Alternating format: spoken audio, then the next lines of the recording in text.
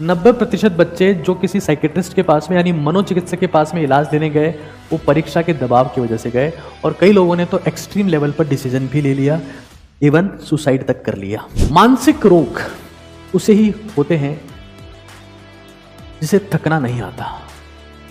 दिमाग उसी का दौड़ता है जिसके पैर नहीं चलते हैं। जिस भी इंसान को पसीना बहाने की लत लग चुकी है, क्योंकि वो भी एक लत है, अगर किसी को पसीना बहाने की लत लग चुकी है तो उसको थकना आ गया, उसको खाना आ गया, उसको सोना आ गया। अगर तुमने तुम्हारे दिमाग को नहीं पकड़ा इस समय पर, तो तुम्हारा दिमाग तुम्हें जकड़कर पकड़कर बर्बाद कर देगा, ये मेरी गारंटी।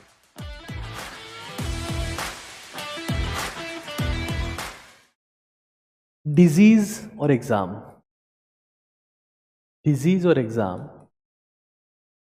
ये दो वो समय होते हैं जब 99% लोगों को मानसिक रोग होता है। 99% लोगों को मानसिक रोग तभी होता है जब या तो वो कोई बीमारी में फंस जाएं, एक्सीडेंट हो गया, कुछ क्रॉनिक इश्यू हो गया, कुछ ऐसी इलनेस हो गई, या फिर एग्जाम हो। मैंने देखा है 90% बच्चे जो किसी साइकेट्रिस्ट के पास में यानी मनोचिकित्सक के पास में इलाज लेने गए, वो परीक्षा के दबाव की वजह से गए।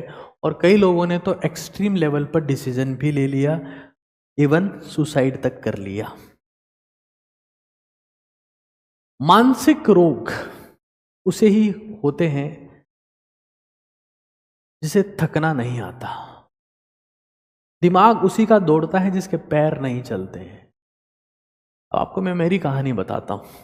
ये लोगों को लगता होगा ना कि सर आप एकदम से मतलब इतने स्ट्रांग कैसे हो गए, क्यों तो आप इतने शांत रहते हैं, क्यों आपके इतना फर्क नहीं पड़ता।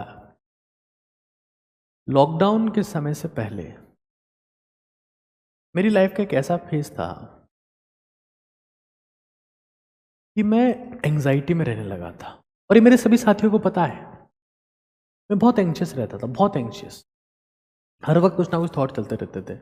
मुझे ऐसा लगता था कि मुझे अब हार्ट अटैक आएगा, अब हार्ट अटैक आएगा। एक बार साइकेट्रिस्ट के पास में गया, वो मेरे सीनियर है। अब मैं यंग एज में उनके पास में पहुंच गया और वो पूछने लगे मुझसे कि क्या दिक्कत है, क्या इश्यू हो गया। मैंने कहा सर मुझे ऐसा लगता है कि मुझे हार्ट अटैक आएगा, सांस सा भरता है, यहाँ दर्द होता है, होंठ सूखे रहते हैं, मुझे लगता है सांस नहीं आ रहा है और हार्ट अटैक आएगा मुझे। तो बोलते हैं तो एंग्जाइटी के सिम्टम्स है। मैंने कहा हाँ सर। बोले यार तेरे को 2 दवाइयाँ लिख रहा हूँ, उससे तेरे को अच्छी नींद आएगी, भूख लगेगी थोड़ी, तो तू मेरे हिसाब से ठीक हो जाएगा, ये दवाई ले लेना। मैं बाहर आया, मैंने सोचा कि यार मैं इस देश का एक गुरु हूँ, टीचर हूँ, और मेरा काम लोगों के दिल में आग लगाने का है। मेरी खुद की आग गोलियों के दम पे चल रही है, धिक्कार है ऐसी आग पे। मैं सच बता रहा हूँ, थोड़ी सी आगे गया, मैंने वो पर्चा फाड़ दिया। अगर वो मेरे बॉस इस सेशन को देख रहे होंगे, उनको बहुत गुस्सा आएगा। और मैंने उसी दिन से खुद को थकाना शुरू किया, क्योंकि जब थकान होती है ना, जब भी थकान होगी, थकान होने का मतलब पैर चलाना और पसीना बहेगा। बस जब थकान होती है ना, मैं आपको सच बता रहा हूँ, मतलब मैं ये समझ चुका था कि जब खाना और सोना ही है तो पसीना बहाओ, पसीना बहाओगे, पसीना बहाने का मतलब थकना, और थकने से क्या होगा, खाना, और खाने के बाद क्या होगा, सोना। एंग्जाइटी, स्ट्रेस, डिप्रेशन, आज वो दिन है, आज का दिन है, मुझे ना कोई एंग्जाइटी होती है, ना कोई स्ट्रेस होता है, ना कोई डिप्रेशन। देखो भाई, दवाइयाँ आलसी लोगों के लिए लिखी गई है। दवाइयाँ किसी भी चीज़ को जल्दी ठीक कर देती है, बशर्ते आप में बिस्तर से उठने की इच्छा ही ना हो।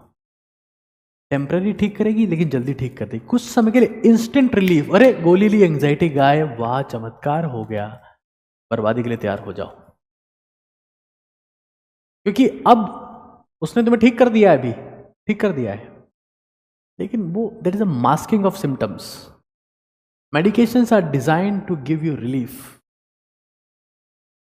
Never ever ever designed to bring the complete solution. क्यों? क्योंकि अगर पूरा सॉल्यूशन हो गया, पूरा इलाज हो गया, तो कंपनियों का धंधा कैसे चलेगा रे?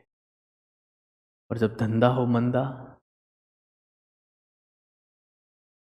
तो बाहर में जाए जनता। डिजाइंड ही दवाइयां ऐसे है ना कि लो शांति, आदत लगा दो।